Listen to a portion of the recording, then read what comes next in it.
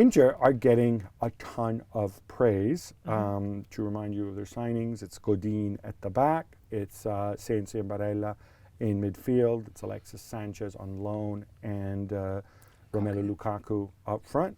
They said at the start of the summer, we're going to get rid of 3 guys, and Perisic, Nainggolan, and Icardi, and eventually you get rid of them. Right now, it's all feel good, happy clappy. I'll go first with my grade, though. Go on. And again, they're inheriting bad I'm excited situations. for this one. Gab's got a face on. Gab's got the Nicky's face like, that good value, keep it contain herself. Yeah. Chickens are going to come home to roost.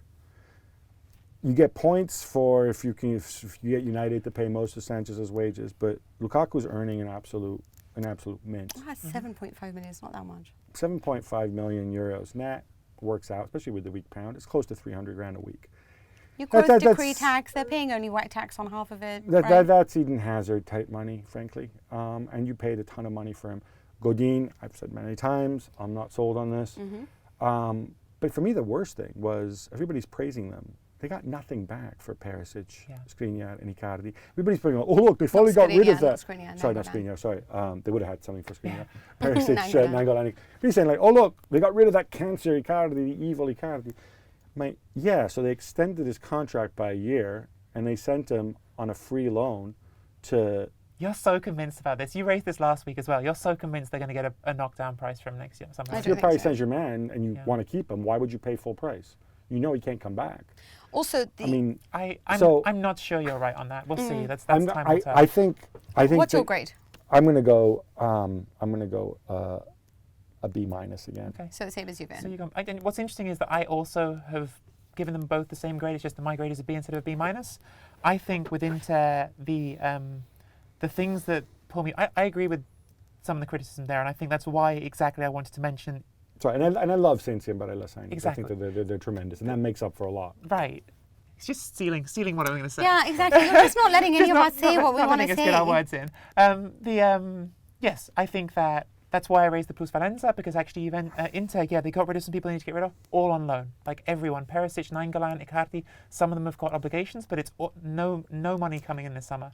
The thing that I love is exactly the 2 players you just mentioned. Sensi in particular is like, I'm 2 games with him at Inter, and now a game and a half in the national team, and I'm head over heels with Sensi right now. Not overly expensive either. Cheap signing. I think he's brilliant. Player. And I think the Lukaku thing, You love this one. I don't love it, but I think where I come down differently to Gab and to a lot of people on this is, I think this is a signing that was made for that manager. It is exactly what that manager wants, and I think you get credit for giving your manager what his team and the way he wants to play wanted. And I think that, for me, makes that a slightly higher grade on him than I think you would give him. Happy wife, happy life. So happy Conte, happy Inter. Yeah. I'll tell you something. I actually think it's an A- for me. And here's the thing. I know that it's the rejects of Manchester United's front line in Sanchez and Lukaku, players that they didn't particularly love. But I do think Lukaku, I've never thought of him as being this world-class number 9. I've made a lot of jokes about it as well. But I do think that he is a very good finisher. He's a very good player. That just because he's not the level of perhaps, I don't know, Aguero, that doesn't mean that he's not a very good player. And under Conte, I think that he can thrive. I love Sensi and Barella. I don't know about Godin because I don't like buying such old players, especially someone who didn't have a very good season last year. So I agree with Gab on this one. But for me, what I think is essential is I know that everyone's like, oh yeah, but you didn't get any money for Nainggolan and Perisic and Icardi. But you know what you got? You got dressing room harmony. You got, and what's more important is while they didn't shift them in the terms of transfer fees, their salaries are now pretty much equal to what they managed last year.